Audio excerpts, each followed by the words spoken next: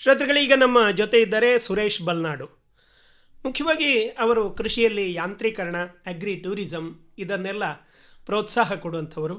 ಅವರ ಈ ಸುಮಾರು 15 ಎಕರೆ ಕೃಷಿ ಭೂಮಿಗೆ ಅಗ್ರಿ ಟೂರಿಸಮ್ಮಲ್ಲಿ ಬಂದು ನಮ್ಮ ರಾಜ್ಯದ ಬೇರೆ ಬೇರೆ ಭಾಗಗಳಿಂದ ಅಲ್ಲಿಗೆ ಬಂದು ಅದನ್ನು ನೋಡಿ ಹೋಗ್ತಾ ಇದ್ದಾರೆ. ಅವರು ಬೆಳೀತಾ ಇರುವಂತಹ ಬೆಳೆಗಳ ಬಗ್ಗೆ ಮತ್ತು ಹೊಸ ರೀತಿಯಲ್ಲಿ ಏನು ಯಾಂತ್ರೀಕರಣ ಎಲ್ಲ ನಡೆಸ್ತಾ ಇದ್ದಾರೆ, ಯಾವ್ಯಾವ ರೀತಿಯಲ್ಲಿ ಹೊಸ ಬೆಳೆಗಳ ಒಂದು ಆವಿಷ್ಕಾರಗಳು ನಮಗೆ ಆಗಬೇಕಾಗಿದೆ, ಇದರ ಬಗ್ಗೆ ಅವರು ತಿಳಿಸ್ಕೊಡ್ತಾರೆ. ನಮಸ್ಕಾರ ಸರ್. ನಮಸ್ತೆ ಸರ್. ಈಗ ನೀವು ನಿಮ್ಮ ಈ ಅಡಿಕೆ ತೋಟದಲ್ಲಿ ಹೊಸ ಬೆಳೆಗಳನ್ನು ಏನು ಬೆಳೆಸಿದ್ದೀರಿ ಅಂತ? ಅಡಿಕೆ ತೋಟದಲ್ಲಿ ಹೊಸ ಬೆಳೆ ಅಂತೇಳಿ ಅಲ್ಲ, ಕಾಳು ಮೆಣಸನ್ನು ಈಗ ಪ್ರಧಾನವಾಗಿ ಬೆಳೀತಾ ಇದ್ದೇವೆ. ಬಾಳೆ ಇದೆಲ್ಲ ಮೊದಲಿತ್ತು. ಈಗ 2007ರ ನಂತರ ನಾವು ಹೆಚ್ಚು ಕಾಳು ಮೆಣಸಿಗೆ ಒತ್ತು ಕೊಟ್ಟಿದ್ದೇನೆ ನಾನು. ಯಾಕೆ ಸರ್ ಕಾಳು ಮೆಣಸಿಗೆ? ಕಾಳು ಮೆಣಸು ಯಾವಾಗಲೂ ನಮಗೆ ಆಹಾರ ಬೆಳೆ ಅದು.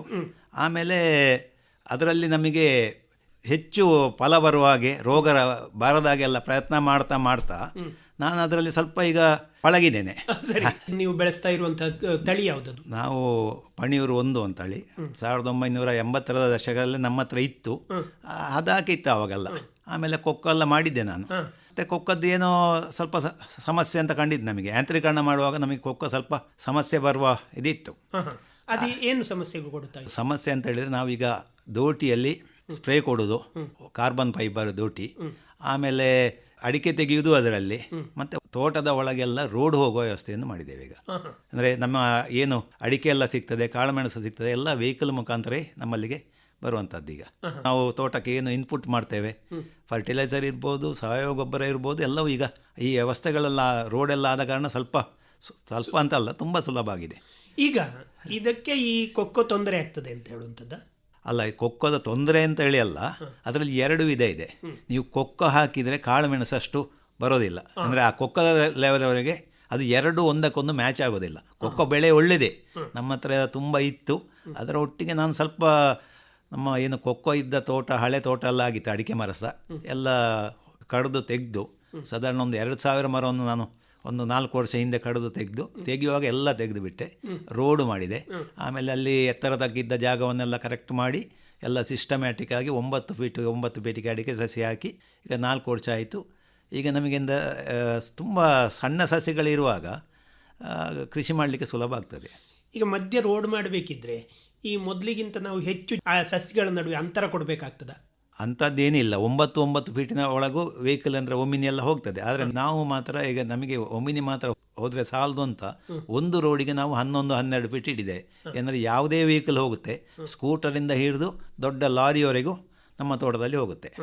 ಆ ರೋಡ್ ಇಲ್ಲದಿರುವಾಗ ನಮಗೆ ಬಂದಂಥ ಸಮಸ್ಯೆಗಳು ನಾವು ಸರಿ ಮಾಡ್ತಾ ತೋಟಕ್ಕೆ ಓಡಾಡಲಿಕ್ಕೆಲ್ಲ ವೆಹಿಕಲ್ ಹೋಗಬೇಕು ಅಂದರೆ ನೆಕ್ಸ್ಟ್ ಜನರೇಷನ್ಗೆ ಸ್ವಲ್ಪ ಸುಲಭ ಆಗಲಿ ಅಂತ ಹಳೆ ತೋಟವನ್ನು ಕಡಿದು ಮಾಡುವಾಗ ನಾವು ಹಾಗೆ ಮಾಡಿದ್ದು. ಏನು ತೊಂದರೆಗಳು ಬಂದಿದ್ವು ನಿಮಗೆ? ನಮಗೆ ಒಂದು ಅಡಿಕೆ ತೋಟದಿಂದ ಬರೋದು ಅಂತೇಳಿ ತಲೆ ಹೊರೆಯಲ್ಲಿ ಬರಬೇಕು.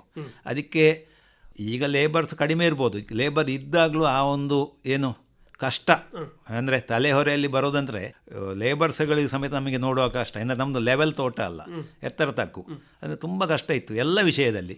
ನಮಗೆ ಆವಕ್ಕೂ ಈ ಹೋಲಿಸಿದರೆ ತುಂಬ ವ್ಯತ್ಯಾಸ, ಭಾಳ ಸುಲಭ. ಆವಾಗ ನಮ್ಮಲ್ಲಿಯ ಪರಿಸ್ಥಿತಿ ಅವತ್ತು ನೋಡಿದರೆ ಇವತ್ತು ನಮಗೆ ಸಾಧಾರಣ 95% ಸುಲಭ ಆಗಿದೆ. ಈಗ ಕೃಷಿಯಲ್ಲಿ ಯಾಂತ್ರೀಕರಣ ಅಂತ ನಾವು ಹೇಳೋದಿದ್ರೆ ಮುಖ್ಯವಾಗಿ ಏನೇನು ಯಾಂತ್ರೀಕರಣಗಳನ್ನು ನಾವು ಮಾಡಿದರೆ ಈ ಕೃಷಿ ಸುಲಭ ಮಾಡ್ಬೋದು ಅಂತ ಹೇಳುವಂಥದ್ದು? ಯಾಂತ್ರೀಕರಣ ಅಂತ ಹೇಳಿದ್ರೆ ಎಲ್ಲ ವ್ಯವಸ್ಥೆಗಳು ಈಗ ಇರುವ ಮಟ್ಟದಲ್ಲಿ ಅತ್ಯುತ್ತಮ ಮಟ್ಟಕ್ಕೆ ನಾವು ಹೋಗಬೇಕು. ಈಗ ನೀರಾವರಿ ವ್ಯವಸ್ಥೆಯಲ್ಲಿಯೂ ಅಷ್ಟೇ, ನಾವು ಏನು ನೀರನ್ನು ಹಿತಮಿತವಾಗಿ ಬಳಸಬೇಕು ಅಂತ ನಮ್ಮ ಒಂದು ಧ್ಯೇಯ. ಅದರಲ್ಲಿ ನಮ್ಮಲ್ಲಿ ಸುಮಾರು ಬೋರ್ವೆಲ್ಗಳನ್ನು ತೆಗೆದು ನಾವು ಫೈಲ್ ಆದವರು. ಒಂದು ಸ್ವಲ್ಪ ಸಿಗುವಾಗ 1/2 ಇಂಚು 1 ಇಂಚು ತೆಗೆಯುವುದು. ಈಗ ಒಂದು 5 ವರ್ಷದ ಹಿಂದೆ ನಾನೊಂದು ಕಾಂಕ್ರೀಟ್ ಟ್ಯಾಂಕ್ ಮಾಡಿಸಿದೆ, 2 ಲಕ್ಷ ಲೀಟ್ರ್ ಇದು, ಮನೆ ಅಂಗಳದಲ್ಲಿ. ಅದಕ್ಕೆ ನಮ್ಮ ನೀರಾವರಿಯ ಮೈನ್ ಪಂಪ್ ಒಂದೇ ಇರೋದು, ಸಬ್ಮರ್ಸಿಬಲ್ ಪಂಪನ್ನು ಅದಕ್ಕೆ ಅಳವಡಿಸಿದೆವು. ಆವಾಗ ನಮಗೆ ನೀರೆಲ್ಲ ಕಮ್ಮಿಯಾಗಿ 4 ಬೋರಿಂದ ಕಂಪ್ರೆಸರಲ್ಲಿ ಬಂದು ಬಿದ್ದರೆ ದಿವಸಕ್ಕೆ 18-20 ಸಾವಿರ ಲೀಟ್ರ್ ಬರ್ತಾಯಿತ್ತು. ಸಾಧಾರಣ ಭಾರಿ ಕಷ್ಟ. ಮತ್ತು ಅದನ್ನು ಹೋಸ್ ಪೈಪಲ್ಲೆಲ್ಲ ಅಂದರೆ ಬುಡಕ್ಕೆ ಬಿಡೋದು, ಹೋಸ್ ಇರಿಗೇಷನ್ ಮಾಡ್ತಾ ಇದ್ದೆವು. ಆವಾಗ ನಮಗೆ ಭಾಳ ಕಷ್ಟ ಇತ್ತು. ನಾನು ಒಂದು ಕಡೆ ಹೋಗಿ ಏನು ಮಳೆ ಕೊಯ್ಲು, ಕೃಷಿ ಹೊಂಡ ಅಂತ ಹೇಳ್ತಾರೆ, ಅದನ್ನು ಮಾಡ್ತಾಯಿದ್ರು. ಅದನ್ನು ನೋಡಿದೆ, ನಮ್ಮಲ್ಲಿಯೂ ಅಳವಡಿಸಿದೆ. ಎಲ್ಲರೂ ಗುಡ್ಡ ತುದಿಯಲ್ಲಿ ಮಾಡ್ತಾರೆ, ನಾವು ನಮ್ಮ ಡೌನ್ ಜಾಗದಲ್ಲಿ ಮಾಡಿದೆವು. ಆವಾಗ ಏನಾಯಿತು ಅಂತ ಹೇಳಿದರೆ, ನಾವು ಏನು ತೋಟದಲ್ಲಿ 5-6 ಕೆರೆಗಳಿವೆ, ಅದರಲ್ಲಿನ ನೀರು ತೆಗೆಯುವುದನ್ನೆಲ್ಲ ನಿಲ್ಲಿಸಿದೆವು. ಅದು ಸೀಪೇಜ್ ಆಗಿ ನಮ್ಮಲ್ಲಿ ತೋಡು ಕಣಿ ಅಂತ ಹೇಳ್ತೇವೆ, ಅದರಲ್ಲಿ ಬರ್ತಾ ಇತ್ತು. ಅದು ಬಂದು ನ್ಯಾಚುರಲಿ ಫ್ಲೋ ಆಗುವಾಗ ನಾವು ಡೌನಲ್ಲಿ 18 ಲಕ್ಷ ಲೀಟರ್ನ ಇದು ಕೃಷಿ ಹೊಂಡ ಮಾಡಿಸಿದೆ. ಅದೊಂದು ಮಳೆ ಕೊಯ್ಲು ಆಗ್ತದೆ. ಆಮೇಲೆ ಇದೆಲ್ಲ ನೀರುಗಳು ಸಾಧಾರಣ ನಮಗೆ ಬಿಡು ನೀರು ಅಂತ ಹೇಳ್ತೇವೆ ನಮ್ಮ ಆಡು ಭಾಷೆಯಲ್ಲಿ, ಹಾಗೆ ಬಂದು ಬೀಳ್ತದೆ. ಅದರ ಒಟ್ಟಿಗೆ ಅದರಿಂದ ಕೆಳಗೆ ನಮಗೆ ತೋಟಕ್ಕೆ ಹಾಕಿದ್ದೊಂದು ಕೆಳಗೆ ಈ ತೋಡಿನ ಒಳಗೆ ನಾನೊಂದು 4,000 ಲೀಟ್ರಿನ ಟ್ಯಾಂಕ್ ಮಾಡಿಸಿದೆ. ತೋಡಿನ ಒಳಗೆ ಅಂಡರ್ಗ್ರೌಂಡ್ ಮಾಡಿಸಿ ಅದು ಆಗಿ ಒಂದು 6 ತಿಂಗಳಲ್ಲೇ ಮಾಡಿಸಿದ್ದೆ ನಾನು. ಅದರಲ್ಲಿ ನಾವು ತೋಟಕ್ಕೆ ಹಾಕಿದ್ದು ಅಥವಾ ಈ ಮನೆಯಲ್ಲಿ ಉಪಯೋಗಿಸಿದ್ದು ಎಲ್ಲ ನೀರುಗಳನ್ನು ಆ ತೋಡಿನ ಸ್ವಲ್ಪ ಒಂದು 600 ಮೀಟ್ರ್ ಹಿಂದೆ ನಮ್ಮ ಮನೆಯಲ್ಲಿ ಉಪಯೋಗಿಸಿದ ನೀರನ್ನು ಆ ಕಣಿಗೆ ಬಿಡ್ತೇವೆ. ಅದು ಎಲ್ಲವೂ ಅಲ್ಲಿ ಶಿಂಕ್ ಆಗಿ ಅಲ್ಲಿ ಬಂದು ಅದಕ್ಕೆ ಸೇರ್ತದೆ, ಅಂದರೆ ಒಂದು ಪ್ಯೂರಿಫಿಕೇಷನ್ ಆಗಿ ಬರ್ತದೆ. ಅದಕ್ಕೆ ನಾವೊಂದು ಪಂಪ್ ಹಾಕಿದ್ದೇವೆ ಈಗ, ಸಿಂಗಲ್ ಫೇಸ್ ಸೆನ್ಸಾರ್ ಮೋಟ್ರ್ ಅಂತ.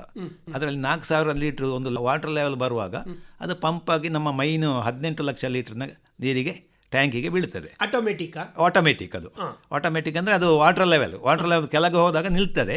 ಅದೇ ಒಂದು ನಿರ್ದಿಷ್ಟ ಎತ್ತರಕ್ಕೆ ನೀರು ಬಂದಾಗ ನಮ್ಮನ್ನೇ ಹೆಚ್ಚಾಗಿ ನಾವು ಮನೆಯ ಟ್ಯಾಂಕಿಗಳೆಲ್ಲ ಉಪಯೋಗಿಸುವಂಥ ಸಿಸ್ಟಮೇ ಅದು ಭಾರಿ ಒಳ್ಳೆಯದಾಗ್ತದೆ. ಅದರಲ್ಲಿ ನಮಗೆ ದಿವಸಕ್ಕೆ ಈಗ ಲಾಸ್ಟಿಗೆ ಮೇಲಿ ಸಮೇತ 5,000 ಲೀಟರ್ ನೀರು ಬರ್ತಾಯಿತ್ತು, ಭಾರಿ ಅನುಕೂಲ ಆಯಿತು. ಆಮೇಲೆ ನಾವು ಡ್ರಿಪ್ ಮಾಡಿದ್ದೆವು, ನೀರು ಕಮ್ಮಿ ಆಯಿತು ಅಂತ. ಡ್ರಿಪ್ಪಿಗೂ ನೀರಿಲ್ಲದಿದ್ದಾಗ 15 ದಿವಸಕ್ಕೊಮ್ಮೆ ಹೋಸ್ ಪೈಪಲ್ಲಿ ನಾನು ಆಗ ಬಿಡ್ತಾ ಇದ್ದೆ. ಆಮೇಲೆ ನಾನು ಅದನ್ನು ಚೇಂಜ್ ಮಾಡಿದೆ. ಈಗಿನ ವ್ಯವಸ್ಥೆ 12 mm ಲ್ಯಾಟ್ರಲ್ ಪೈಪ್ ಹಾಕಿ ಡ್ರಿಪ್ ಮಾಡಿದ್ದು. 2 ಡ್ರಿಪ್ಪರ್ಸ್ ಕೊಟ್ಟಿದ್ದೆವು 4 ಲೀಟ್ರ್ ಇದು. ಅದನ್ನು ಒಂದು ಡ್ರಿಪ್ಪರ್ಸನ್ನು ಬ್ಲಾಕ್ ಮಾಡಿ, ಅಂದರೆ ಅಲ್ಲಿಗೆ ಬಟನ್ ಹಾಕಿ ಎಂಡ್ ಮಾಡಿ, ಇನ್ನೊಂದು ಡ್ರಿಪ್ಪರ್ಸಿನ ಒಳಗಿನ ವಾಷರ್ ತೆಗೆದು ಅದಕ್ಕೆ 4 mm ಲ್ಯಾಟ್ರಲ್ ಪೈಪ್ ಕಪ್ಪಿದು ಅದೇ ಲ್ಯಾಟ್ರಲ್ ಪೈಪ್ 4 mm ಸಿಗ್ತದೆ. ಅದಕ್ಕೆ ಒಂದು ಸ್ಟಿಕ್ಕು ಸಿಗ್ತದೆ ಕಂಪೆನಿಯಲ್ಲಿ. ಅದರ ಮೇಲೆ ಒಂದು ಸ್ಪ್ರೇ ಜೆಟ್ ಅಂತ ಬರುತ್ತೆ, ಗಂಟೆಗೆ 35 ಲೀಟ್ರ್ ಅದರಲ್ಲಿ ಸ್ಪ್ರೇ ಆಗುತ್ತೆ. ಸ್ಪ್ರೇ ಆದರೆ ನಮಗೆ ಏನು ಉಪಯೋಗ ಅಂತ ಒಂದು ಪ್ರಶ್ನೆ ಉಂಟು. ಅದು ಈ ಕಾಳು ಮೆಣಸಿದ್ದಲ್ಲಿ ನಿಮಗೆ ಡ್ರಿಪ್ಪರ್ಸ್ ಅಷ್ಟು ಯೂಸ್ ಬರೋದಿಲ್ಲ. ಡ್ರಿಪ್ ಇದ್ದ ಸೈಡಲ್ಲಿ ಬಳ್ಳಿ ಇರೋದಿಲ್ಲ, ಒಂದು ಆಪೋಸಿಟ್ ಸೈಡಲ್ಲಿ ಇರ್ತದೆ, ಕೆಲವು ಈ ಸೈಡ್ ನಮಗೆ ಮ್ಯಾನೇಜ್ ಮಾಡಲಿಕ್ಕೆ ಆಗುವುದಿಲ್ಲ. ಮತ್ತು ಈ ಕಾಳು ಮೆಣಸಿನ ಬಳ್ಳಿಗಳು ಅಡಿಕೆ ಬೇರಿನ ಹಾಗೆ ಅಲ್ಲ, ಬೇರುಗಳು ಅದು ಮರದ ಸುತ್ತಲೂ ಮೇಲೆ ಇರ್ತದೆ, ಒಂದು 6 ಇಂಚಿನ ಒಳಗೆ ಇರ್ತದೆ. ಈ ಸ್ಪ್ರೇ ಜೆಟ್ ಬಿದ್ದ ಕೂಡಲೇ ನಮ್ಮ ಈ ಕಾಳು ಮೆಣಸಿನ ಬೆಳೆಯಲ್ಲಿ ಒಂದು ಕ್ರಾಂತಿ ಆದಾಗ ಆಯ್ತು ನನಗೆ. ಅಂದರೆ ಅಷ್ಟು ನೀರು ಅದಕ್ಕೆ ಬೇಕಿತ್ತು, ಅದು ಅಷ್ಟು ಒಳ್ಳೆಯದು ಬಂತು ನನಗೆ. ಈಗ ಹಾಗೆ ಆಗಿ ಅದು ಹಾಕಿದ ಮೇಲೆ ನಮಗೆ ಈಗ ಏನು ಅಡಿಕೆಯಿಂದ ಹೆಚ್ಚು ಎಲ್ಲ ಮರಕ್ಕೂ ಹಾಕಿದ್ದೇನೆ. ಕಾಳುಮೆಣಸಿನ ವಿಷಯ ನಾನು ರಬ್ಬರಿಗೂ ಹಾಕಿದವ, ಟೀಕಿನ ತೋಟ ಮಾಡಿ ಅದಕ್ಕೂ ಹಾಕಿದ್ದೇನೆ, ಗೇರು ಮರ ಎಲ್ಲ ಮರಗಳಿಗೂ ಹಾಕಿದ್ದೇನೆ. ಎಲ್ಲದಕ್ಕೂ ಇದೇ ವ್ಯವಸ್ಥೆ, ಸ್ಪ್ರೇ ಜೆಟ್ಟೆ. ಸಾಧಾರಣ ನಮ್ಮಲ್ಲಿ ಅಡಿಕೆ ಮರ, ಕಾಳುಮೆಣಸಿನ ಮತ್ತು ಏನು ಗೇರು ಮರ ಎಲ್ಲದಕ್ಕೂ ಹಾಕಿದ್ದೇವೆ. ಹಾಕಿ ಎಲ್ಲ ಮುಗಿದಾದ ಮೇಲೆ ಇನ್ನೂ ಸ್ವಲ್ಪ ತೆಂಗಿನ ತೋಟದ ಸೈಡಲ್ಲಿ ಒಳಗೆ ಎಲ್ಲ ಜಾಗ ಇತ್ತು. ಅಂದರೆ ತೋಟಕ್ಕೆ ನಾವು ಆಗ ಹೇಳಿದಾಗೆ 11-12 ಫೀಟಿನ ರೋಡ್ ಮಾಡಿದ್ದೆವು. ಅದರ ಸೈಡಲ್ಲಿ ದೂರಕ್ಕೆ ಒಂದು ಸಿಮೆಂಟ್ ಕಂಬ 14 ಫೀಟಿದು ತಂದು 2 ಫೀಟ್ ಮಣ್ಣಿನ ಒಳಗೆ ಹಾಕಿ 12 ಫೀಟ್ ಮೇಲೆ ಬರುವ ಹಾಗೆ ಅದಕ್ಕೂ ನಾವು ಕಾಳುಮೆಣಸು ನೆಟ್ಟು ಇದೇ ರೀತಿ ನೀರಾವರಿ ಮಾಡಿದ್ದೇನೆ. ಈಗ ಸಿಮೆಂಟ್ ಕಂಬಕ್ಕೆ ನೀವು ಕಾಳುಮೆಣಸು ನೆಟ್ಟಿದ್ದೀರಿ ಅಲ್ವಾ? ಹೌದು. ಈ ಥರದ್ದು ಹೊಸತ್ತು ಹೇಗೆ ನೀವು ಯೋಚನೆ ಮಾಡಿದ್ರಿ? 2016ರಲ್ಲಿ ನಮ್ಮಲ್ಲಿ ಒಂದು ಸಿಮೆಂಟ್ ಕಂಬ 20 ಫೀಟಿದು ಅಂಗಳದಲ್ಲಿ ಇತ್ತು. ನಾವು ಕರೆಂಟು ಏನೋ ಶಿಫ್ಟ್ ಮಾಡುವಾಗ ಅಲ್ಲೇ ಬಾಕಿ ಆಗಿತ್ತು. ಅದಕ್ಕೆ ವರ್ಕರ್ಸ್ ಸೇರಿ 4 ಬಳ್ಳಿ ನೆಟ್ಟರು. ಅದಕ್ಕೆ ನಾವು ಏನೂ ಹಾಕಲಿಲ್ಲ, ಅಂದರೆ ಏನು ಶೇಡ್ ನೆಟ್ಟು ಸುತ್ತದಾಗಲಿ ಯಾವುದೇ ಇದಿಲ್ಲ. ಒಂದೊಂದು ಫೀಟಿಗೆ ಒಂದು ಕಟ್ಟ ಹಾಕ್ತಾ ಹೋದೆವು. ಅದು ಇವತ್ತಿಗೆ ಈಗ ಸಾಧಾರಣ 8 ವರ್ಷ ಆಯಿತು. ಲಾಸ್ಟ್ ಇಯರ್ ಅದಕ್ಕಿಂತ ಮೊದಲಿನ ವರ್ಷ ನಾನು ನೋಡಿದ್ದೆ ಎಷ್ಟು kg ಹಸಿ ಕಾಳುಮೆಣಸು ಆಯಿತು ಅಂತ. ಹಣ್ಣಾದ ಮೇಲೆ ಕೊಯ್ಯೋದು ನಾವು. ನನಗೆ ಸಾಧಾರಣ 30 kg ಮೇಲೆ ಬಂತು ಅದರಲ್ಲಿ. ಆಮೇಲೆ ಅದು ನಮಗೆ ಎಲ್ಲ ಎಕ್ಸ್ಪರಿಮೆಂಟಿಗೆ ದಾರಿ ಆಯಿತು. ಪ್ರಾಯೋಗಿಕವಾಗಿ ಮಾಡಿದ್ದು ನಾವು ಎಲ್ಲ ಕೃಷಿಯನ್ನು ಅಷ್ಟೇ. ಅದೀಗ ನಿಮಗೆ 1-2 ಕೈ ಅಗಲ ಮಾಡಿ ಹೀಗೆ ಹಿಡಿದ್ರೆ ಎಷ್ಟು ಅಗಲ ಆಗ್ಬೋದು ಅಷ್ಟು ಅಗಲಾಗಿದೆ, ಮೇಲೆ ಟಾಪಿಗೆವರೆಗೆ ಮುಟ್ಟಿದೆ. ಟಾಪಿಗೆ ಹೋದರೆ ಏನಾಗ್ತದೆ ಅಂತಲೂ ಕೇಳ್ತಾರೆ ನನ್ನ ಹತ್ರ. ಅದು ಟಾಪಿಗೆ ಹೋದರೆ ಅಲ್ಲಿ ಮೇಗೆ ಹೋಗುವ ಬೆಳವಣಿಗೆ ನಿಲ್ತದೆ, ಅಡ್ಡ ಬೆಳೀತದೆ ಅದು. ಆ ಕಾನ್ಸೆಪ್ಟಲ್ಲಿ ನೋಡಿದೆ ನಾನು. ಆಮೇಲೆ ನಾವು ನಮ್ಮ ಮನೆಗೆ ಇಳಿಸಿದಂಥ ಸಿಮೆಂಟ್ ಪೈಪಿನ ಒಳಗೆ ಕಾಂಕ್ರೀಟ್ ಹಾಕಿದಂಥ ಪೋಲ್ಸ್ಗಳಿತ್ತು, ಒಂದು 9 ಫೀಟಿದು. ಅದರಲ್ಲಿ ನಾವು 4 ಇದಕ್ಕೆ ನಾನು 18ರಲ್ಲಿ ನೆಟ್ಟೆ. ಆವಾಗ ಅದು 7 ಫೀಟ್ ಮೇಲೆ ಇದ್ದದ್ದು. ಈಗ ಅದರಲ್ಲಿ ನನಗೆ 4 ಕಂಬದಲ್ಲಿ ಒಣಗಿ, ಕಳೆದ ವರ್ಷ ಮೊದಲಿನ ವರ್ಷ ನೋಡಿದೆ, ಒಣಗಿ ನನಗೆ 1 ಕಂಬದಲ್ಲಿ 5 kg ಆಗಿ ಬಂತು. ಆಮೇಲೆ ನನಗೆ ಇದು ಮತ್ತೊಂದು ಏನು ಪ್ರಯೋಜನ ಆಯಿತು ಅಂತ ಹೇಳಿದ್ರೆ, ಇಂಥದ್ದನ್ನು ಮಾಡಲಿಕ್ಕೆ ನಾವು ಸ್ವಲ್ಪ ಅದರಲ್ಲಿ ನೈಪುಣ್ಯತೆಯನ್ನು ಪಡೆದ್ರೆ, ನಾವು ಯಾವುದೇ ಇದ್ದರೂ ಈಗ ಏನು ಮಾಡೋದಿದ್ರು ಆ 4 ಕಂಬಕ್ಕೆ ಪ್ರಯೋಗ ಮಾಡಿ ಮುಂದೆ ಹೋದದ್ದು. ಈಗ ಹಾಗೆ ಹೋಗಿ ಈಗ ಒಂದು ಸಾಧಾರಣ ಒಂದು 300 ಹತ್ತಿರ ಆಗಿದೆ. ಈ ವರ್ಷ ಒಂದು 100 ಪೋಲಿಗೆ ಬಂದಿದೆ. ಆಗ್ತಾನೆ ಎಲ್ಲಿ ಜಾಗ ಉಂಟ ಎಲ್ಲ ಜಾಗವನ್ನು ಬಿಸಿಲು ಸೆಮಿ ಶೇಡು ಫುಲ್ಲು ಬಿಸಿಲು ಬೀಳೋ ಜಾಗದಲ್ಲಿ ನಾನು ಯಾರಿಗೂ ಹೇಳೋದಿಲ್ಲ, ನಾನು ಮಾಡೋದಿಲ್ಲ. ಅಂಥದ್ದಲ್ಲಿ ಭಾರಿ ಒಳ್ಳೆಯದು ಬರ್ತದೆ. ಅದರಲ್ಲಿ ಸಿಮೆಂಟ್ ಕಂಬಕ್ಕೆ ಮತ್ತೊಂದು ವಿಷಯ ಇದೆ, ಅದೊಂದು ನಾವೊಂದು ಆಡು ಭಾಷೆಯಲ್ಲಿ ಹೇಳ್ತೇವೆ, ಅದಕ್ಕೆ ಪಾಲ್ದಾರರಿಲ್ಲ ಅಂತ. ಅದು ಹಾಗಂತ ಅಂದರೆ ನೀವು ಏನದರ ಬುಡಕ್ಕೆ ನೀರು ಗೊಬ್ಬರ ಕೊಡ್ತೀರಿ ಅದು ಅದಕ್ಕೆ ಮಾತ್ರ, ಅದು ಬೇರೆ ತಿನ್ನೋದಿಲ್ಲ. ಅದರ ಒಟ್ಟಿಗೆ ಈ ಅಡಿಕೆ ಮರ ಮುರಿಯುವಂಥದ್ದು ಈಗ ಅಂಥದ್ದು ಇದೆ ನಮ್ಮ ಹತ್ರ. 80 ಮರ ಮುರಿದಕ್ಕೆ ಈಗ ನಾವು ಪೋಲ್ ಹಾಕಿ ಸಪೋರ್ಟ್ ಕೊಡ್ತಾ ಇದ್ದೇವೆ. ಇದು ಆ ಪ್ರಶ್ನೆ ಇಲ್ಲ, ಪ್ರೂನಿಂಗ್ ಮಾಡೋ ಕೆಲಸ ಇಲ್ಲ. ಒಮ್ಮೆಗೆ ಸ್ವಲ್ಪ ಹೆವಿ ಅಂತ ಕಂಡ್ರು ತುಂಬ ಒಳ್ಳೆಯದಾಗ್ತದೆ. ಈಗ ಸುಮಾರು ಎಷ್ಟು ಕಂಬ ನೆಟ್ಟಿದ್ದೀರಿ ಇಡೀ? ನನ್ನ ಹತ್ರ ಈಗ ಅದೇ 16ರಲ್ಲಿ ಫಸ್ಟ್ ಕಂಬ, 18ರಲ್ಲಿ ಮತ್ತೆ 4 ಕಂಬ, ಮತ್ತೆ ವರ್ಷವೂ ನಡ್ತಾನೆ ಇದ್ದೇನೆ. ನಾವು ಎಲ್ಲದಕ್ಕೂ ನೆಟ್ಟಿದ್ದೀವಿ. ಎಷ್ಟು ಕಂಬಕ್ಕೆ ನೆಟ್ಟಿದ್ದೀರಿ ಅಂತ ಹೇಳುವಾಗ ಬೋರ್ವೆಲ್ ತೆಗೆದು ನಾವು ಫೈಲ್ ಆದವರು ಅದಕ್ಕೆ ಪಂಪ್ ಇಳಿಸುವಾಗ GI ಪೈಪಿಗೂ ಹಾಕಿದ್ದೇನೆ. ಅದರಲ್ಲಿ ಮೆಣಸಾಗ್ತಾ ಉಂಟು. ಅಂದರೆ ಕಂಬ ಅಂತ ಹೇಳಿದ್ರೆ ಇಷ್ಟು ದಪ್ಪ ಬೇಕು ಅಂತ ಏನಿಲ್ಲ, 2 ಇಂಚಿನ ಪೈಪಲ್ಲಿ ಆಗ್ತಾ ಇದೆ. ನಾವು ಈಗ ಹಾಕ್ತಾ ಇರೋದು ಇಲ್ಲಿ ಮಂಗಳೂರಿನಲ್ಲೇ ನಮಗೆ ಸಪ್ಲೈ ಕಂಬ ನಾವು ತಗೊಂಡೋಗೋದು. ಅವರು ಫೀಟಿಗೆ ಎಷ್ಟು ಅಂತ ಕೊಡ್ತಾರೆ, ಫ್ರೀ ಡೆಲಿವರಿ ಅನ್ಲೋಡ್ ಮಾಡಿ ಬಿಡ್ತಾರೆ, ಅಲ್ಲಿಂದ ತಗೊಳ್ಳೋದು. ಅದು 4 ಇಂಚು ದಪ್ಪ, 4 ಇಂಚು ಅಗಲ. ಆಮೇಲೆ ಈಗ ನಾನು 15 ಫೀಟಿಗೆ ಮಾಡಿ ಕೊಡ್ತಾ ಇದ್ದಾರೆ. ಅದರ ಮೇಲೆ ತುದಿಯಲ್ಲಿ ನಾವು ಏನು T ಆಗಿ ಅಥವಾ Y ಆಗಿ ಸ್ಪ್ಯಾನರ್ನಾಗೆ ಇರ್ತದೆ, ಹಾಗಿರೋದು ಬೇಕು ಅಂತೇಳಿ ನಾನು ತಗೊಳ್ಳೋದು. ಯಾಕಂದರೆ ಮೇಲೆ ಹೋದ ಮೇಲೆ ಈ ಸಿಮೆಂಟ್ ಕಂಬದಲ್ಲಿ ಜಾರುವುದಿಲ್ಲ, ಜಾರದ ಹಾಗೆ ಒಂದು ನಮಗೆ ಮನೆಗೆ ಸರ್ವಿಸ್ ಕೊಡುವಂಥ ವೈರಲ್ಲಿ ಒಂದು ಕಟ್ಟ ಕೊಡ್ತೇವೆ ಅದಕ್ಕೆ, ಅಂದರೆ ಪರ್ಮನೆಂಟು, ಅದು ಕುಂಬಾಗೋದಿಲ್ಲ, ಏನೂ ಆಗೋದಿಲ್ಲ. ಈಗ ಇದನ್ನು ಕೊಯ್ಯುವಂಥ ವ್ಯವಸ್ಥೆ ಹೇಗೆ? ಯಾಕಂತ ಹೇಳಿದ್ರೆ ಕೊಯ್ಯುವುದೇ ಒಂದು ಸ್ವಲ್ಪ ಕಷ್ಟದ ವ್ಯವಸ್ಥೆ.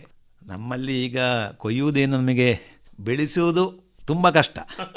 ಆದರೆ ಅಷ್ಟು ಬೆಳೆಸಿದವನಿಗೆ ಕೊಯ್ಲಿಕ್ಕೆ ಎಲ್ಲಿಯಾದರೂ ಜನ ಸಿಗ್ತಾರೆ. ಈಗ ನಮ್ಮಲ್ಲಿಯೇ ಜನ ಇದ್ದಾರೆ. ನಮ್ಮಲ್ಲಿ ಪರ್ಮನೆಂಟ್ ಲೇಬರ್ಸ್ ಇದ್ದಾರೆ. ಅವರು 4 ರಿಂದ 5 ಸಲ ಕೊಯ್ಸ್ತೇವೆ ನಾವು.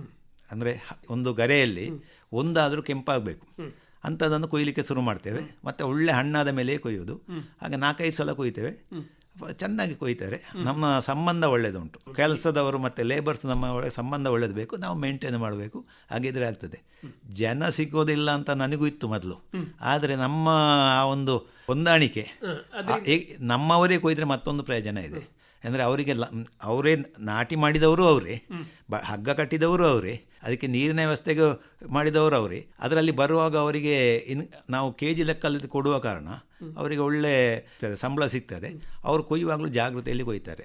ನಂತರ ನೆಕ್ಸ್ಟ್ ಇಯರಿಗೂ ಅವರಿಗೆ ಬೇಕದು. ಅದು ಸರಿ. ಈಗ ಎತ್ತರ ನೀವು ಹೇಳಿದರೆ 15 ಫೀಟ್ ಎತ್ತರದವರೆಗೆ ಅಂತ, ಆಗ ಕೊಯ್ಲಿಕ್ಕೆ ಕಷ್ಟ ಆಗೋದಿಲ್ಲ ನಿಮಗೆ? 15 ಫೀಟು ಅಂದರೆ ನಮ್ಮದು 2 ಫೀಟ್ ಮಣ್ಣಿನೊಳಗೆ ಹೋಗಿರ್ತದೆ, 13 ಫೀಟು. ಅದಕ್ಕೆ ನಿಮಗೆ ಬೇಕಾದ ನಮ್ಮನೆ ಏಣಿ ಎಲ್ಲ ಇರ್ತದೆ, ಏನೂ ಕಷ್ಟ ಅಲ್ಲ. ಯಾರು ಅನ್ಸ್ಕಿಲ್ಡು ಕೊಯ್ಯೋದು. ಅದೀಗ ಸ್ಕಿಲ್ಡ್ ಅಂದರೆ ಮರದಲ್ಲಿ ಆದರೆ ಸ್ಕಿಲ್ಡ್ ಬೇಕು, ಮೇಲೆ ಹೋಗ್ತದೆ ತುಂಬ ಎತ್ತರಕ್ಕೆ. ನಮ್ಮ ರಬ್ಬರ್ ತೋಟದಲ್ಲಿ ಹಾಗಲ್ಲ, ಅದು ತುದಿಗೆ ಹೋಗ್ತಾ ಉಂಟು. ನಮಗೆ ಬೇರೆ ಊರಿಂದ ಕಾರ್ಮಿಕರು ಬರ್ತಾರೆ, ಅದನ್ನು ಒಂದೇ ಸಲ ಕೊಯ್ಯಿಸು. ಅಂದರೆ ಅದು ತುದಿಯಲ್ಲಿ ಎಲ್ಲರೂ ಹತ್ತುವಾಗಿಲ್ಲ, ಸ್ವಲ್ಪ ಎಕ್ಸ್ಪೀರಿಯನ್ಸು ವ್ಯಕ್ತಿಗಳು ಬೇಕಾಗ್ತಾರೆ. ನೀವು ರಬ್ಬರ್ ತೋಟಕ್ಕೂ ಕೂಡ ಇದನ್ನು ಹಾಕಿದ್ದೀರಿ? ರಬ್ಬರ್ನ ತುದಿವರೆಗೂ ಹೋಗಿದೆ. ಈಗ 2015ರಲ್ಲಿ ಹಾಕಿದ್ದೇನೆ. ನನ್ನ ಹತ್ರ ಒಂದು 600 ರಬ್ಬರ್ ಮರ ಇದೆ. ಕೆಲವು ಮರದಲ್ಲಿ ನನಗೆ ಆಶ್ಚರ್ಯ ಆಗ್ತದೆ, ಅಷ್ಟು ಚೆನ್ನಾಗಿ ಬಂದಿದೆ. 5-6 kg ಬರ್ತದೆ. ಅದಕ್ಕೆ ಎಲ್ಲದಕ್ಕೂ ನೀರಾವರಿ ವ್ಯವಸ್ಥೆ ಮುಖ್ಯ. ನಾನು ಕಾಳುಮೆಣಸಿನ ವಿಷಯ ಹೇಳುವಾಗ ನಾನು ನೀರಾವರಿ ವ್ಯವಸ್ಥೆಯನ್ನು ಹೇಳಬೇಕು. ನಾವು ಈ ಸಲ ಆಗಸ್ಟಲ್ಲಿ ಕೊಟ್ಟಿದ್ದೇವೆ. ಕಾಳುಮೆಣಸಿಗೆ ಯಾವಾಗ ರೋಗದ ಬಗ್ಗೆ ಹೇಳೋದಿದ್ದರೆ ಅದಕ್ಕೆ ಫುಡ್ಡು ಸರಿಯಾಗಿ ಕೊಡಬೇಕು. ನಾವು ವರ್ಷ 2 ಸಲ ಕೆಮಿಕಲ್ ಫರ್ಟಿಲೈಸರು, ಒಮ್ಮೆ ನ್ಯೂಟ್ರೆಂಟು, ಆಮೇಲೆ 2 ಸಲ ಸಾವಯವ ಗೊಬ್ಬರ, ಆಮೇಲೆ 2 ಸಲ ಬೋರ್ಡರ್ ಸ್ಪ್ರೇ. ಬೇರೆ ಯಾವುದೇ ನಾನು ಪಾಲಿಯರ್ ಸ್ಪ್ರೇ ಮಾಡ್ತಾ ಇಲ್ಲ. ಹಾಗಂತೇಳಿ ಲಾಸ್ಟ್ ಇಯರ್ ಒಂದು 10 ಡ್ರಮ್ಮು ಸ್ಪ್ರೇ ಕೊಟ್ಟೆ, ನ್ಯೂಟ್ರೆಂಟು ಇದೆಲ್ಲ ಇದ್ದದ್ದು, 19 ಅದು. ನಮಗೆ ಯಾವುದೇ ವ್ಯತ್ಯಾಸ ಕಾಣಲಿಲ್ಲ, ಕೊಡದಲ್ಲಿಯೂ. ಆದ ಕಾರಣ ಹೆಲ್ದಿ ಆಗಿದ್ದರೆ ರೋಗ ಬರುವುದು ಕಮ್ಮಿ. ಅದರೊಟ್ಟಿಗೆ ನೀರಿನ ವ್ಯವಸ್ಥೆ ಹೇಳ್ತಾ ಇದ್ದೆ. ಅದೇನಂತ ಹೇಳಿದರೆ 8 ದಿವಸ ಮಳೆ ಬಾರದಿದ್ದರೆ ಭೂಮಿಯಲ್ಲಿ ನೀರ ಪಸೆ ಇರ್ಬೋದು, ನೀವು ನೀರು ಕೊಟ್ಟರೆ ಬಳ್ಳಿ ಅರಿಶಿನ ಆಗೋದಿಲ್ಲ, ಕಾಳು ಸಣ್ಣದಾಗೋದಿಲ್ಲ. ನಾವು ವರ್ಷದ 12 ತಿಂಗಳು ನೀರಾವರಿ ವ್ಯವಸ್ಥೆಗೆ ರೆಡಿಯಾಗಿದ್ದೇವೆ. ಈ ವರ್ಷ ಆಗಸ್ಟಲ್ಲಿ ಮಳೆ ಬಾರದ ಕಾರಣ ಆಗಸ್ಟಲ್ಲಿ ನೀರು ಕೊಟ್ಟಿದ್ದೇವೆ, ಮತ್ತು ನವಂಬರಲ್ಲಿ ಕೊಟ್ಟಿದ್ದೇವೆ. ಮಳೆ ಬಿಟ್ಟು 1 ವಾರ ಕಳೆದ ಕೂಡಲೇ ನಾವು ಅರ್ಧ ಗಂಟೆ ಆದರೂ ಕೊಡ್ತೀವಿ. ಇಷ್ಟು ವರ್ಷದಲ್ಲಿ ನಿಮಗೆ ರೋಗ ಬಾಧೆ ಕಂಡು ಇಡೀ ಹೋದದ್ದು ಅಂಥದ್ದೇನು? ಅದು ತುಂಬ ಕಥೆ ಇದೆ. ಅದು ನಮಗೆ ತುಂಬ ಕ್ವಿಂಟಾಲ್ ಆಗ್ತಾ ಇದ್ದದ್ದು ಕೇವಲ 50 ಕಿಲಕ್ಕೂ ಬಂದಿತ್ತು. ನಾವು 80ರಂದೇ ಬೆಳೀತಾ ಇದ್ದೆವು. ಸ್ವಲ್ಪ 8 ಕ್ವಿಂಟಾಲ್ ಆಯಿತು, 2 ಆಯಿತು, 4 ಆಯಿತು, 6 ಆಯಿತು, 8 ಆಯಿತು. ಒಂದು ದಿವಸ ನೋಡುವಾಗ ಇಡೀ ತೋಟವೇ ಅರಿಶಿನ ಆಗಿದೆ. ಆವಾಗ ನಾವು ಈ ಸೋತದ್ದರಿಂದ ಪಾಠ ಕಲ್ತುಕೊಂಡೆ ನಾನು. ಈಗ ಒಮ್ಮೆ ಸೋತರೆ ನಾವು ಯಾಕೆ ಸೋತೇವಂತ ಒಮ್ಮೆ ಕಲಿಬೇಕಾಗ್ತದೆ. ಹಾಗೆ ಕಲಿತ ಮೇಲೆ ಇವತ್ತು ಆ ಬಳ್ಳಿಯನ್ನು ನಾವು ದಿವಸಗಳು ನೋಡ್ತೇವೆ. ನೋಡುವಾಗ ಒಂದು ಎಲೆಗೆ ಏನಾದರೂ ಗೊತ್ತಾಗ್ತದೆ, ಒಂದು ಅದರ ಶೇಪಲ್ಲಿ ಅದರ ಸ್ವಲ್ಪ ಬೆಂಡಾಗಿದ ಕೂಡಲೇ ನಮಗೆ ಇದು ಇಂಥದ್ದು ಅಂತ ನನಗೀಗ ಗೊತ್ತಾಗ್ತದೆ. ಯಾಕಂದರೆ ನಮಗೆ ಕಾಳು ಮೆಣಸು ಬೆಳೆಯುವುದಿದ್ರೆ ನಾವು ಒಬ್ಸರ್ವೇಷನ್ ಬೇಕೇ ಬೇಕು. ಒಂದು ದಿವಸಕ್ಕೆ ಒಮ್ಮೆ ಹೋಗಬೇಕು ಅಥವಾ 2 ದಿವಸಕ್ಕೊಮ್ಮೆ ಆದರೂ, ಬೇಸಿಗೆ ಮಳೆಗಾಲ ಯಾವಾಗಲೂ ನೋಡ್ತಾ ಇರಬೇಕು. ಹಾಗೆ ನೋಡಿ ಕೂಡಲೇ ಇದು ಇಂಥದ್ದು ಇದೇನು ಆಗಲಿಕ್ಕೆ ಇಲ್ಲ ಅಂತೇಳಿ ಬಿಡುವ ಮಾತೇ ಇಲ್ಲ. ಸರಿ, ಅದಕ್ಕೆ ಬೇಕಾದ್ದನ್ನು ನಾವು ಮಾಡ್ತೇವೆ. ಈಗ ನೀವು ಕಾಳುಮೆಣಸು ಬೆಳೀತಾ ಇದ್ದೀರಿ, ಮೊದಲಿಂದಲೂ ಕೂಡ ನಿಮ್ಮದು ಅಡಿಕೆ ತೋಟ ಇರುವಂಥದ್ದೇ. ಈ ಅಡಿಕೆ ತೋಟದಲ್ಲಿ ಏನಾದರೂ ಹೊಸತ್ತಾಗಿ ಯಾಂತ್ರೀಕರಣ ಮಾಡಿ ಅದನ್ನು ಕೆಲಸ ಕಮ್ಮಿ ಮಾಡುವ ವ್ಯವಸ್ಥೆ ಏನು ಮಾಡಿದ್ದೀರಿ? ನಾವೀಗ ಅಡಿಕೆ ತೆಗಿಲಿಕ್ಕೆ ಮರ ಹತ್ತಬೇಕಿತ್ತು. ನಮ್ಮಲ್ಲಿ ಪ್ರತಿ ಮರದಲ್ಲಿಯೂ ಕಾಳುಮೆಣಸಿನ ಬಳ್ಳಿ ಇದೆ. ಅದಕ್ಕೆ 2 ಅಡಿಕೆ ತೆಗಿಲಿಕ್ಕೆ ಬಂದರೆ 2 ಜನ ಏಣಿ ಕೊಡಲಿಕ್ಕೆ ಅಂತ ಬೇಕು. ಅವ ಇಳಿಯುವಲ್ಲಿವರೆಗೆ ಇವು ಕಾಯಬೇಕು. ಇಳಿದ ಮೇಲೆ ಮತ್ತೊಂದಕ್ಕಿಟ್ಟು ಅಷ್ಟವರೆಗೆ 10 ಅವರು ಕಾಯಬೇಕು. 10 ಅವರನ್ನ ಸ್ಪ್ರೇ ಕೊಡುವವರು ಹಾಗೆ, ಅಡಿಕೆ ತೆಗೆಯುವವರು ಹಾಗೆ. ಇದು ಈಗ ಫೈಬರ್ ದೋಟಿಗಳೆಲ್ಲ ಬಂದಿವೆ. ನಾನು ಒಂದು ಫೈಬರ್ ದೋಟಿ ತಗೊಂಡಿದ್ದೇನೆ. ನಮ್ಮಲ್ಲಿ ಅದಕ್ಕೆ ಸ್ಕಿಲ್ಡ್ ಲೇಬರ್ ಇಲ್ಲ ಆಯಿತು. ಈಗ ಪಿಂಗಾರ ಎಫ್ಯೋ ಅಂತ ಇದೆ ವಿಟ್ಲದಲ್ಲಿ. ಈಗ ಅವರು 2 ವರ್ಷದಿಂದ ನನ್ನಲ್ಲಿ ತೆಗಿತಾ ಇದ್ದಾರೆ. ನನಗೆ ಅಡಿಕೆ ಕೊಯ್ಯುವುದು ಮತ್ತು ಸ್ಪ್ರೇ ಕೊಡೋದು ಭಾಳ ವಿಶೇಷ. ಅಂದರೆ ಅದರಲ್ಲಿ ನಿಮಗೆ ಯಾವುದೇ ಏನು ಬೋರ್ಡ ಕೊಡ್ತೇವೆ, ಅದು ಎಲ್ಲಿಯೂ ಬೋರ್ಡ ಕೊಟ್ಟಿದ್ದೇವೆ ಅಂತ ನೆಲ ನೋಡುವಾಗ ಗೊತ್ತಾಗೋದಿಲ್ಲ. ಅಂದರೆ ಮಿಸ್ಟ್ ಸ್ಪ್ರೇ ಕೊಡ್ತಾರೆ, ಅಡಿಕೆ ಗೊನೆಯ ಹತ್ತಿರದಿಂದ ಹೋಗಿ ಸ್ಪ್ರೇ ಕೊಡ್ತಾರೆ. ಆವಾಗ ನಿಮಗೆ 60% ಔಷಧಿಯೂ ಕಮ್ಮಿ ಆಗ್ತದೆ. ಆಮೇಲೆ ಯಾವುದೇ ಮರ ಅದು ಎತ್ತರ ತಗ್ಗು ಅಂತ ಹೇಳುವ ಪ್ರಶ್ನೆ ಬರಲ್ಲ. ಅಲ್ಲಿವರೆಗೆ ಹೋಗ್ತದ, ಗಾಳಿಯಲ್ಲಿ ಸ್ಪ್ರೆಡ್ ಆಗೋದು ಯಾವುದೂ ಇಲ್ಲ. ಅತ್ಯಂತ ಒಂದು ಸುಲಭದ್ದು. ಅದರ ಒಟ್ಟಿಗೆ ಅಡಿಕೆ ಕೊಯ್ಯುವಾಗ ನಮಗೆ ಹಾಗೆ ಏನು ಲೇಬರ್ ಹತ್ತಿ ಕೊಯ್ಯುವಾಗ ನಮಗೆ ಕಾಳುಮೆಣಸು 1 ಕ್ವಿಂಟಾಲಿವರೆಗೆ ಎಳೆತು ಹಸಿಯಲ್ಲಿ ಹೋಗ್ತಾ ಇತ್ತು, ಅಥವಾ ಒಂದು ಸೈಡಿನ ಕಾಳುಮೆಣಸಿನ ಬಳ್ಳಿ ಹೋಗ್ತಾ ಇತ್ತು. ಈಗ 2 ವರ್ಷದಿಂದ ನಾನು ಅವರ ಹತ್ರ ತೆಗೆಸಿದ್ದೇನೆ. ಅವರಿಗೊಂದು ದೋಟಿಯಲ್ಲಿ ನಮಗೆ ಈ ವರ್ಷ ಈಗ 4 ಕೊಯ್ಲಾಯಿತು. ಒಂದು ಕೊಯ್ಲಲ್ಲಿ ಒಂದು 10-12 ಕಿಲೋಯಿಂದ ಹೆಚ್ಚು ಹೋಗಲಿಲ್ಲ. ಅದು ಅಡಿಕೆ ತುದಿಗೆ ಬಿದ್ದು ಬಳ್ಳಿಗೆ ಇಲ್ಲಿಯೂ ಡ್ಯಾಮೇಜ್ ಆಗಿಲ್ಲ. ಎಲ್ಲರೂ ಕೇಳುವಂಥ ಪ್ರಶ್ನೆ. ಆದರೆ ಈ ವಿಷಯ ಇದೆ ಅಲ್ಲ, ಅದು ನಮಗೆ ಭಾರಿ ಖುಷಿ. ನಾನು ಎಷ್ಟೋ ಜನಕ್ಕೆ ಹೇಳಿದ್ದೇನೆ, ಎಷ್ಟೋ ಜನ ಅದರ ನಮ್ಮಲ್ಲಿ ಬಂದು ನೋಡಿದ್ದಾರೆ, ಉಪಯೋಗವನ್ನು ಪಡ್ಕೊಂಡಿದ್ದಾರೆ. ನನಗೆ ಖರ್ಚಿನ ವಿಷಯದಲ್ಲಿ 18-20 ಸಾವಿರ ಆಗ್ತಾ ಇದ್ದದ್ದು ಈ ಲೇಬರ್ದು ಮತ್ತು ತೆಗೆದಲ್ಲ 8 ಸಾವಿರಕ್ಕೆ ಬಂತು.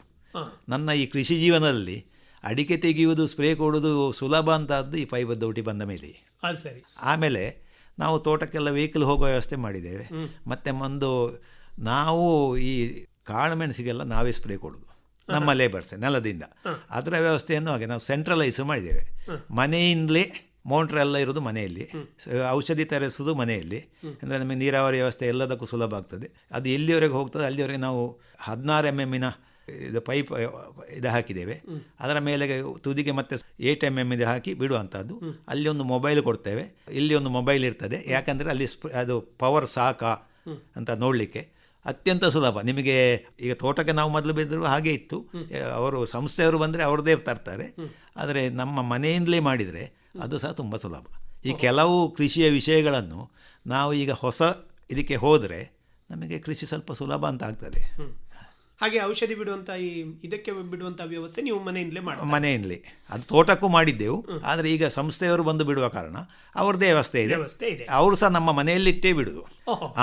ಅವರ ಮೋಟ್ರನ್ನು ನಮ್ಮ ಮನೆಯಲ್ಲೇ ಇಟ್ಟು ಅವರ ಹತ್ರ ಸ್ವಲ್ಪ ಕೇಬಲ್ ಏನಾದ್ರು ಕಮ್ಮಿ ಆದರೆ ನಮ್ಮಲ್ಲಿ ಆಲ್ರೆಡಿ ಇದೆ, ಅದನ್ನು ಯೂಸ್ ಮಾಡಿಕೊಳ್ತಾರೆ. ಇದರಿಂದ ಸಮಯದ ಉಳಿತಾಯ ಕೂಡ ಆಗುವಂಥದ್ದು. ಖಂಡಿತ ಸಮಯದ ಉಳಿತಾಯ. ಆಮೇಲೆ ಅವರು ಥೀಮ್ ಬಂದರೆ ಅವರು ಬರುವ ಮೊದಲೇ ಹೇಳ್ತಾರೆ, ನಾವು ಇಲ್ಲಿ ಏನು ಹೆಚ್ಚಿನ ಕಡೆಯಲ್ಲಿ ಏನಾಗ್ತದೆ ಅಂದರೆ ಲೇಬರ್ ಅವೈಲೇಬಲ್ ಇರೋದಿಲ್ಲ. ಹೇಳಿದ ದಿವಸಕ್ಕೆ ಅವರಿಗೆ ಬರುವುದಿಲ್ಲ ಅಂತಲ್ಲ, ಅವರಿಗೆ ಬರಲಿಕ್ಕೆ ಆಗೋದಿಲ್ಲ. ಅವರಿಗೆ ನಾನಾ ಸಮಸ್ಯೆಗಳಿರ್ತದೆ, ಅದೇ ಹೋದಲ್ಲಿ. ಇವರು ಹಾಗೆ ಅಲ್ಲ, ಇವ್ರ ಹತ್ರ 5-6 ಟೀಮ್ ಇದೆ. ಈಗ ಹೆಚ್ಚು ಮಾಡ್ತಾ ಇದ್ದಾರೆ. ಮುಂಚಿನ ದಿವಸ ಹೇಳ್ತಾರೆ, ಅವರು 9 ಜನ ಬರ್ತಾರೆ. ಅವರ ಹತ್ರ ಒಬ್ಬರು ಮ್ಯಾನೇಜರು ಲೆಕ್ಕ ಮಾಡಲಿಕ್ಕೆ, ಅದು ಮರ ಲೆಕ್ಕ, ಅಡಿಕೆ ತೆಗೆಯುವುದು ಗೊನೆ ಲೆಕ್ಕ ಎಲ್ಲ ಕರೆಕ್ಟ್. ನಾವು ಊಟ ಕಾಪಿ ವ್ಯವಸ್ಥೆ ನಾವು ಮಾಡಿದರೆ ಆಯಿತು. ಮತ್ತು ಔಷಧಿ ಮಾಡುವಾಗ ನಮಗೆ ಬೇಕಾದ ಔಷಧಿಯನ್ನು ನಮ್ಮ ಒಬ್ಬ ಲೇಬರು ಮಾಡಿಕೊಟ್ಟದನ್ನು ಅವರು ಸ್ಪ್ರೇ ಮಾಡ್ತಾರೆ. ಅದು ಸರಿ. ಇನ್ನೊಂದು ವಿಚಾರ, ನಾನು ಈಗ ಆಟೋಮೇಷನ್ ಅಂತ ಮಾಡಿದ್ದೇನೆ, ಸ್ವಯಂಚಾಲಿತ ನೀರಾವರಿ ಪದ್ಧತಿ ಅಂತ. ಹೇಗೆ ಅದು ಹೇಗೆ ಅಂತ ಅಂದರೆ, ಅದು ವಾಲ್ ಗೇಟ್ ವಾಲ್ ಅಂತ ಹೇಳ್ತಾ ಇದ್ದೇವೆ, ಅಲ್ಲಿಗೆ ಸೊಲನೈಡ್ ವಾಲ್ ಅಂತ ಫಿಕ್ಸ್ ಮಾಡೋದು. ನಮ್ಮದು ನೀರಾವರಿ ವ್ಯವಸ್ಥೆ ಎಲ್ಲ ಮೊದಲೇ ಎಲ್ಲ ರೆಡಿಯಾಗಿದೆ, ಮೊದಲಿಂದ ಇದೆ. ಈ ವರ್ಷ ನಾವು ಆ ವಾಲ್ ಅಂತ ತೆಗೆದು ಅಲ್ಲಿಗೆ ಸೊಲನೈಡ್ ವಾಲ್, ಅದಕ್ಕೆ ಮತ್ತೆ ಮೊಬೈಲ್ ಆ್ಯಪಲ್ಲಿ ವರ್ಕ್ ಆಗುವಂಥದ್ದು. ಅದಕ್ಕೆ ಈ ವಾಲುಗಳು ಒಂದು ಸೈಡಲ್ಲಿ ಎಲ್ಲ ಒಟ್ಟಿಗೆ ಇದ್ದರೆ ವೈರ್ಲೆಸ್ಸು ಮಾಡಲಿಕ್ಕೆ ಆಗ್ತದೆ. ನಾವು ವೈರ್ಲೆಸ್ಸು ಮಾಡಿದ್ದೇವೆ. ಒಂದು ಸೈಡಿಂದ 6, ಒಂದು ಸೈಡಲ್ಲಿ 2 ಇದೆ. ನಮಗೆ ನೀರಾವರಿ ಈಗ ನಾನು ಇಲ್ಲಿಂದಲೇ ನಿಮ್ಮ ಸ್ಟುಡಿಯೋದಿಂದಲೇ ಕೂತ್ಕೊಂಡು ಮೊಬೈಲಲ್ಲಿ ಎಲ್ಲಿಗೆ ಬೇಕಿದ್ದರೂ ನೀರು ಚಾಲನೆ ಮಾಡಬಹುದು. ಅದರಷ್ಟಾಗಿ ಅದು ವಾಲ್ಗಳನ್ನು ಅದೇ ಓಪನ್ ಮಾಡಿಕೊಳ್ತದೆ. ವಾಲಿಗೆ ಒಂದು ಸಹ ನಾವು ಹೋಗಬೇಕಂತಿಲ್ಲ. ಇದನ್ನು ನಮ್ಮ ನಾಗಾಲ್ಯಾಂಡ್ರಿನ ಮಿನಿಸ್ಟ್ರಿ ಅವರು ಬಂದಿದ್ದರು ನಮ್ಮಲ್ಲಿಗೆ, CPC ಅವರ ಮುಖಾಂತರ. ಅವರು ಇರುವಾಗ ಅದು ಆನದ್ದು, ಅವ್ರಿಗೆ ಭಾರಿ ಖುಷಿ ಆಯಿತು ನಮ್ಮ ತೋಟಕ್ಕೆ. ಈ ವ್ಯವಸ್ಥೆ ಅಂತೂ ಮುಂದಕ್ಕೆ ಎಲ್ಲರಿಗೂ ಬೇಕಾಗ್ತದೆ. ಅಂತೂ ನನಗೆ ಸೀನಿಯರ್ ಸಿಟಿಸನ್ಗೆ ಅಂತೂ ಅತಿ ಅಗತ್ಯ. ಅಷ್ಟು ಮಾತ್ರ ಅಲ್ಲ, ನಿಮಗೆ ಮೊಬೈಲಲ್ಲೇ ಕಾಣ್ತದೆ ಎಲ್ಲಿಗೆ ನೀರು ಹೋಗ್ತಾ ಇದೆ, ಇನ್ನೆಷ್ಟು ಟೈಮ್ ಇದೆ. ಆಮೇಲೆ ಈ ಒಂದು ವಾಲಿಗೆ ಇವತ್ತು ಬಿಡು ಬೇಡ, 2 ದಿವಸ ಬಿಟ್ಟು ಸಾಕು, ಅದು ಆಗುತ್ತೆ. ದಿವಸಕ್ಕೆ ನಾವು 1 ಗಂಟೆ ನೀರು ಬಿಡ್ತಾ ಇದ್ದೆವು, ಅದನ್ನು ಈಗ 2 ಪಾರ್ಟ್ ಮಾಡಿದ್ದೇವೆ. ಬೆಳಿಗ್ಗೆ 5 ಗಂಟೆಯಿಂದ 9 ಗಂಟೆಗೆ ಒಮ್ಮೆ ಮುಗೀತದೆ, ವಾಪಸ್ಸು ಸಾಯಂಕಾಲ 5 ಗಂಟೆಯಿಂದ 9 ಗಂಟೆ. ಅಂದರೆ ಬಿಸಿಲು ಇಲ್ಲದೆ ಇರುವಾಗಲೂ ಯಾವುದೇ ಚಿಂತೆ ಇಲ್ಲ. ಇಲ್ಲದೆ ರಾತ್ರಿ ವಾಲ್ ತಿರ್ಸ್ಲಿಕ್ಕೆ ಯಾರು ಹೋಗೋದು? ಒಳ್ಳೆ ವ್ಯವಸ್ಥೆ ಆಗಿದೆ. ಈಗ ಇದರ ಜೊತೆ ನೀವು ವಿದ್ಯುತ್ ಶಕ್ತಿಯಲ್ಲಿ ಕೂಡ ಸ್ವಾವಲಂಬನೆಯ ಕಡೆಗೆ ನೀವು ಹೋಗಿದ್ದೀರಿ, ಇದು ಹೇಗೆ? ಅದು ನನ್ನ ಸಣ್ಣ ಪ್ರಾಯದ ಕನಸದು. ವಿದ್ಯುತ್ ಶಕ್ತಿ ನಮಗೆ ಇತ್ತು, KB ಕರೆಂಟ್ ಎಲ್ಲ ಬರ್ತಾ ಇತ್ತು. ನಮ್ಮಲ್ಲಿ ಮೇಲೆ ಗುಡ್ಡದಲ್ಲಿ ಹರಿಯುವ ನೀರಿದೆ, ಅದಕ್ಕೆ ನಾವು ಮೊದಲೊಂದು ಕೆರೆಯೂ ಇತ್ತಲ್ಲಿ. ಮೊದಲಿನ ಕ್ರಮದಲ್ಲಿ ತೋಟಕ್ಕೆ ನೀರು ಬಿಟ್ಟು ಏನು ಅಡಿಕೆ ಮರದ ಹಾಳೆ ಚಿಲ್ಲಿ ಮಾಡಿ ಚೇಪುವಂಥ ವ್ಯವಸ್ಥೆಯಲ್ಲಿ ಇತ್ತು. ಅದು ಹಾಗೆ ಐಡ್ಲಾಗಿತ್ತು. ಅಡಿಯಲ್ಲಿ ಒಂದು ತೂಂಬು ಅಂತ ಹೇಳ್ತಿದ್ದೆವು ಮೊದಲು. ಅದನ್ನು ನಾವು ಚೇಂಜ್ ಮಾಡಿ ಅದಕ್ಕೆ PVC ಪೈಪು 6 ಇಂಚು 4 ಇಂಚು 3 ಇಂಚು 2.5 ಇಂಚು ಮಾಡಿ ರೆಡ್ಯೂಸ್ ಮಾಡಿ 60 ಫೀಟ್ ಕೆಳಗೆ ಟರ್ಬೈನ್ ಹಾಕಿ ಮಾಡಿದ್ದು. ಇದು ಮಾಡಿ 2004ರಲ್ಲಿ, ಈಗಲೂ ರನ್ನಿಂಗಲ್ಲಿ ಉಂಟು. ಫೆಬ್ರವರಿಯಲ್ಲಿ ನಮಗೆ ಬಂದವರಿಗೆ ನೋಡಲಿಕ್ಕೆ ಸಾಕಾದರೂ ನಾವು ಸ್ಟಾಕ್ ಇಡ್ತೇವೆ. ಈ ಜೂನಿಂದ ಜನವರಿವರೆಗೆ ಕಂಟಿನ್ಯೂಸ್ ರನ್ನಿಂಗಲ್ಲಿ ಇರ್ತದೆ, 2 ಕಿಲೋವಾಟ್ ಬರ್ತದೆ. ಆದರೆ ಫಸ್ಟ್ ಟೈಮ್ ಈ 20 ವರ್ಷದಲ್ಲಿ ಈ ವರ್ಷ ಆಗಸ್ಟಲ್ಲಿ ಇಲ್ಲದೆ ಆಯಿತು. ಒಂದು ತಿಂಗಳು ಮಳೆ ಬರಲಿಲ್ಲ. ಆವಾಗ ಅಷ್ಟು ಭೂಮಿಯಲ್ಲಿ ನೀರಿಲ್ಲ, ಹೊರತೆ ಆಗಿಲ್ಲ ಆಯಿತು. ಹಾಗೆ ಈ ವರ್ಷ ಸ್ವಲ್ಪ ಕಮ್ಮಿ, ಆದರೆ ತುಂಬ ಪ್ರಯೋಜನ ಮಾಡಿ ನಮ್ಮದೇ ಸ್ವಾವಲಂಬನೆ. ನಮ್ಮಲ್ಲಿ ವಿದ್ಯುತ್ ಹೋಗಲಿಕ್ಕೆ ಇಲ್ಲ, ಭಾಳ ಖುಷಿ ಆಗ್ತದೆ. ಅದು ಮನೆಗೆ ಇಡೀ ಸಾಕಾಗ್ತದೆ. ಮನೆಗೆ ಇಡೀ ಸಾಕಾಗ್ತದೆ, ನಮ್ಮ ಮನೆಗೆ ಎಲ್ಲದಕ್ಕೂ ಸಾಕಾಗ್ತದೆ. ಫ್ಯಾನು, TV ಎಲ್ಲ ಲೈಟಿಂಗ್ ಎಲ್ಲದಕ್ಕೂ ಬರ್ತದೆ. ಮೋಟ್ರ್ಗಳಿಗೆ ಅಲ್ಲ, ಅದು ಮೋಟ್ರ್ಗಳ ಉಪಯೋಗ ನಮಗೆ ಮಳೆಗಾಲದಲ್ಲಿ ಇರುವುದಿಲ್ಲ.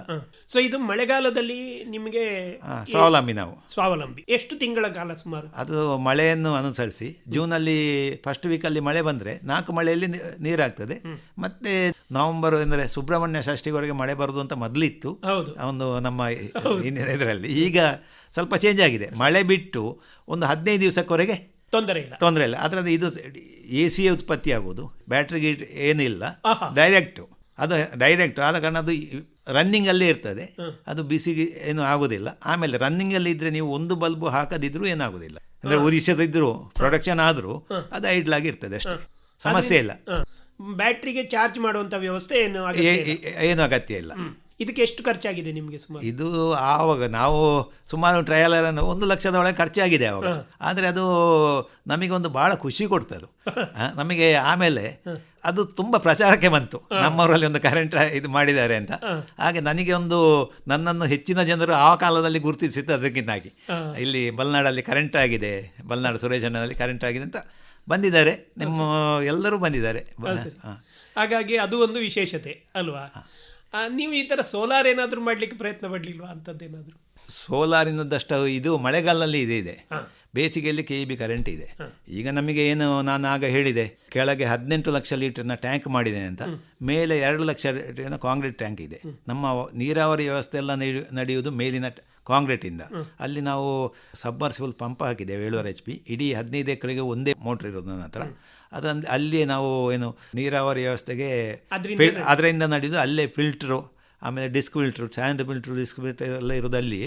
ಅದಕ್ಕೆ ಕೆಳಗಿನ ಕೆರೆಯಿಂದ ಮೇಲಿನ ಕೆರೆಗೆ ಒಂದು 60 ಫೀಟ್ ಎತ್ತರದಲ್ಲಿದೆ. ಈಗ 2 HP ಮೋಟ್ರಲ್ಲಿ ನಾನು ದಿವಸಕ್ಕೆ 10 ಗಂಟೆ ರನ್ ಮಾಡ್ತೇನೆ.